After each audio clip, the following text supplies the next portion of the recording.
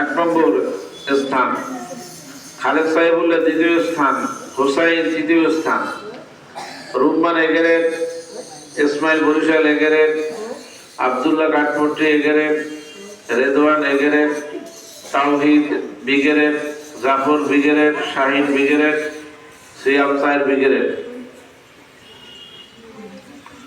এরপরে নাজরা, নাজরায় এ প্লাস পাইছে এক নম্বর স্থান রাহিম, নাজমুল দ্বিতীয়, লাবিব তৃতীয়।